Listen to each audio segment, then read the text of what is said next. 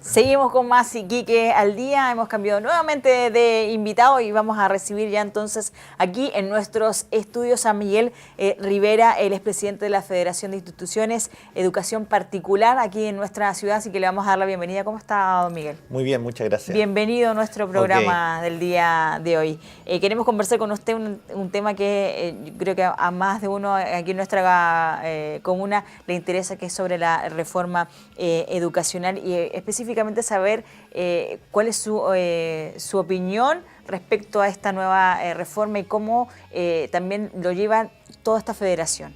Perfecto. Bueno, yo creo que hay un consenso generalizado en la población de que en el país que es necesaria una reforma educacional. Y toda reforma educacional tiene una arquitectura que es la política pública, tiene un ámbito más concreto que el colegial, que es donde ocurren los procesos de cambio y de transformación, y un área chica, podríamos decir, que es la sala de clases, y también actores relevantes que son los profesores.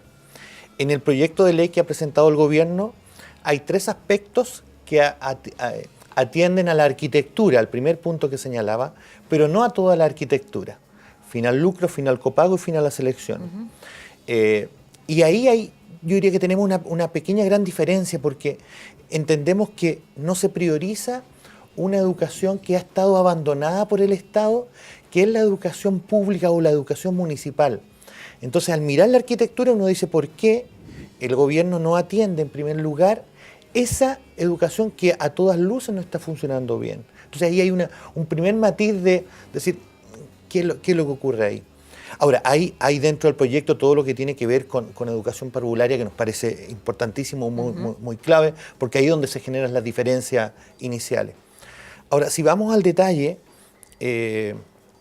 respecto al tema del fin del lucro, yo no soy sostenedor de colegio, soy director y ese es mi ámbito de competencia.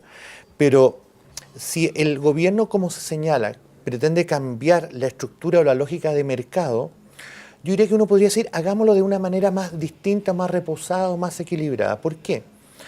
Porque está diciendo que se acaba el lucro y da 2 años a los colegios para que se conviertan en sociedades sin fin de lucro, en corporaciones o en fundaciones. Y 10 años para terminar el copago. Pero ¿qué es lo que ocurre? Resulta que hay una serie importante de colegios en el país, ¿ya?, que en la década del 90, en plena reforma educacional del gobierno del presidente Frei, fueron invitados para, por la jornada escolar completa, ampliar sus colegios. El Estado les facilitaba dinero, ya, de ampliación por capital, y se lo tenían que devolver en una cantidad de años. Entonces, yo diría que lo que debiese hacer el gobierno es decir, ok, ya no nos interesa más contar con ustedes, sostenedores privados, pero liquidemos esto, porque nosotros, el Estado, los invitamos a participar a ustedes, vamos a cerrar esto y cerrarlo de la mejor manera. Entonces, ahí hay un tema complejo, ya, difícil de abordar. En segundo lugar, en este mismo campo, llama poderosamente la atención el afán o el interés que tiene el gobierno por sacar a los colegios particulares subvencionados con fin de lucro, ¿ya?, y convertirlos en sociedad, en fundación. ¿Por qué? Porque corremos el riesgo de que muchos sostenedores abandonen, vendan al Estado y el Estado se haga cargo de todos esos colegios. Por lo tanto, viene un tema de gestión y de administración que no es menor. Hay estudios que señalan que la compra eventual de lo que podría ser el Estado habla de 8.900 millones de dólares, ya solo por la compra de colegios, de esos tenedores que no estarían dispuestos a asumir esta nueva consecuencia. Entonces ahí hay un terreno importante. Por otra parte, está el tema de la selección, ¿ya? La evidencia internacional, como señala el proyecto de ley, indica que los países que tienen mejores resultados no hacen selección, pero no hacen selección en los primeros años. Pero después los sistemas educacionales orientan y dirigen hacia el área artística, hacia el área deportiva, hacia el área científica, hacia el área técnica. De acuerdo a las habilidades de los estudiantes y de acuerdo al modelo de país. Pero decir la selección per se elimina, ya quitándole al estudiante la necesidad y el derecho de esforzarse por obtener un mérito académico, nos parece peligroso. Y por otro lado, si la selección es tan mala, ya, eliminémosla para el conjunto de los colegios, pero no para algunos, porque parece que emblemáticos serían algunos, ¿cuáles? Los públicos. Pero hay otros colegios que son emblemáticos también y que tienen muchos años, más de 100 o 150 años, que son privados, que también tendrían que eliminar la selección, ¿ya? O sea, yo diría que ahí, en ese campo, es obviamente para discutirlo, pero es necesario precisar mejor. Y el tercer punto tiene que ver con el copago. Yo diría que el copago es un articulado que se instala el año 92 en el gobierno del presidente Patricio Aylwin, siendo ministro don Jorge Arrate, que era permitirle a las familias cooperar y participar activamente en el proyecto educativo aportando dinero, ¿ya? Lo que no se dice de esta eliminación es que esto permitió también, con un 15% de beca, que los colegios también integraran. Ahora, si se quiere eliminar, ok, eliminémoslo, pero asegurémonos que el Estado garantiza mediante una subvención adecuada la educación de los niños. Yo no he escuchado a ninguna autoridad señalar en Chile cuánto cuesta educar a un estudiante. 100.000 pesos, 150.000, 200.000. Y probablemente, y con toda seguridad, educar a un niño en un ambiente en riesgo o vulnerable es muchísimo más caro. Entonces, ok, eliminemos el copago, pero digamos sobre estudios fundados cuánto cuesta educar a un niño en nuestro país. Y quizás de alguna manera equilibrar y equitar, ¿cierto? Absolutamente, ¿sí? Porque decir solamente gratuidad, ya nosotros creemos que los padres igual van a terminar ocupándose dinero o en academia, o en centros de perfeccionamiento, o en preuniversitario, o en profesores particulares. ¿Por qué? Ahora, pero en este aspecto, ¿qué es lo que podría llegar a pasar con todo esto, don Miguel? A ver, si el proyecto se aprueba tal cual, yo ahí en ese aspecto soy bastante optimista, porque se inicia precisamente hoy día en la Cámara de Diputados un amplio proceso de debate y discusión. Pero si se aprueba tal cual, vamos a tener varios escenarios, y esto no quiero hacer campaña del terror, porque insisto en mis condiciones de profesor y de director, es que un número importante, que se estima entre 320 y 350 colegios a lo largo del país, que están en un copago alto, se cambiarían a colegios particulares pagados. Acá en nuestra región hay colegios que están pensando, que son particulares subvencionados, en convertirse en particular pagado, ¿ya? Y obviamente que hay personas que no van a poder pagar esa mensualidad.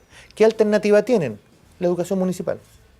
O sea, ya de 3 alternativas estaríamos solamente en 2. Estamos en 2, ¿ya? Y por otra parte, yo diría que la gran dificultad es de las familias que van a se restringe su capacidad de elegir.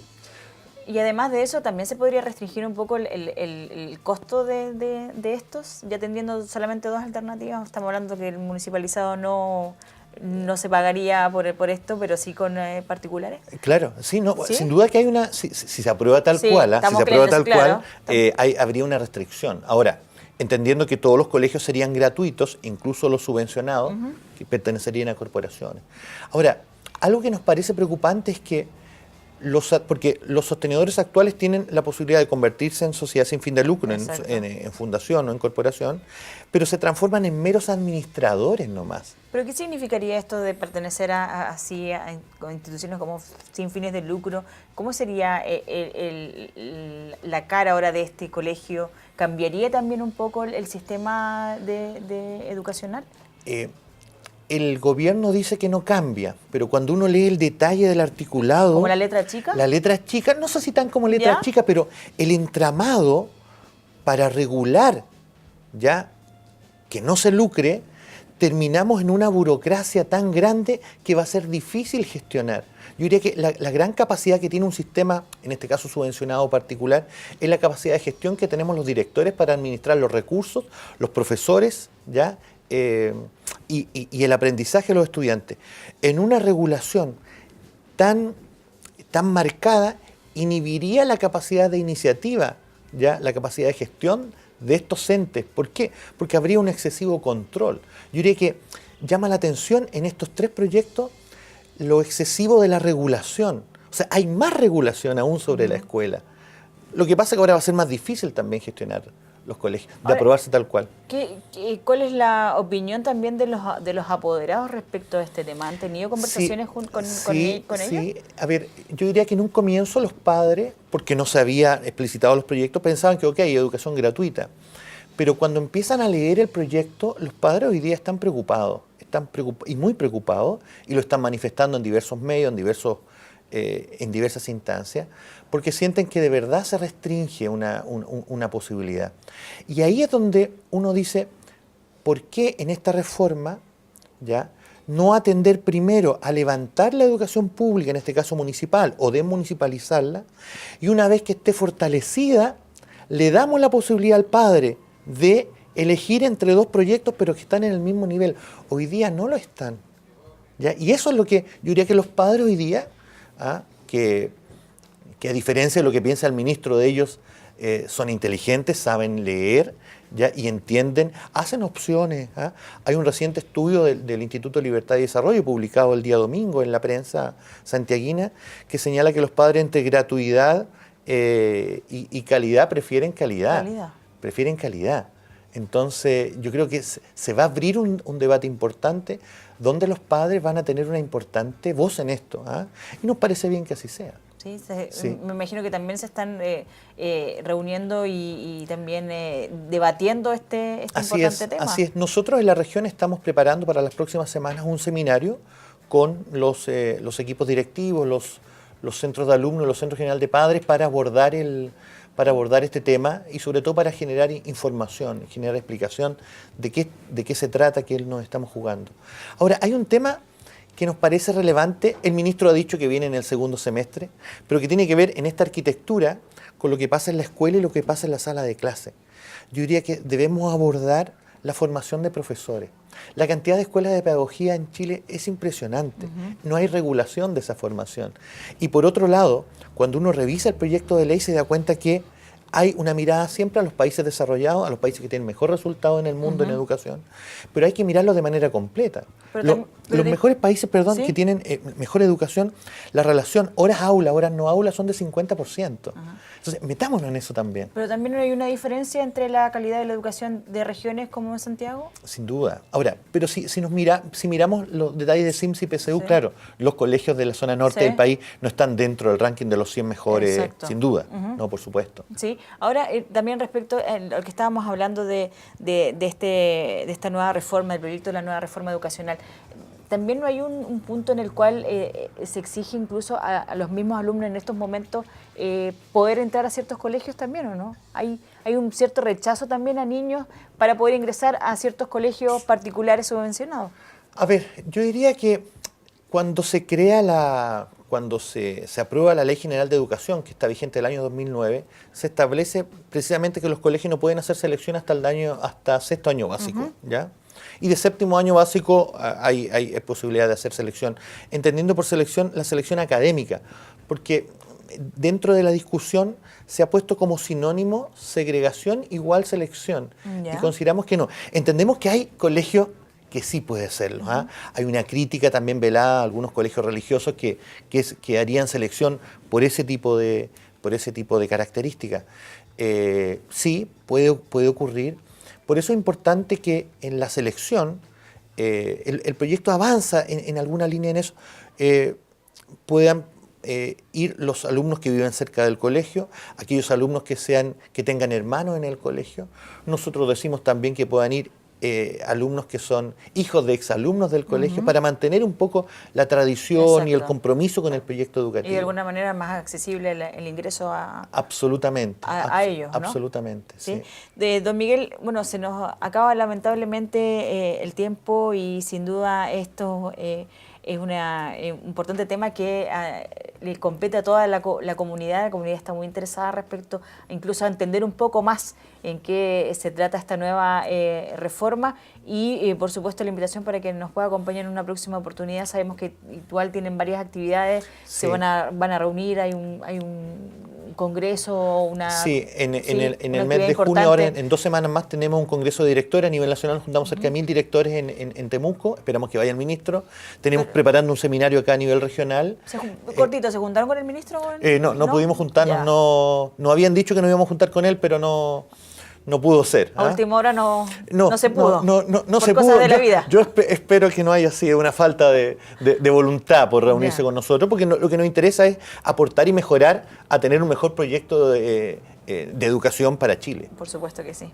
Que le vaya muy bien, don Miguel. Ok, muchas gracias. Conocerlo. Ya, gracias. Vamos a hacer una pequeña pausa, nos separamos como siempre unos segunditos, unos minutos nada más y seguimos con más Iquique al día. Espérenos.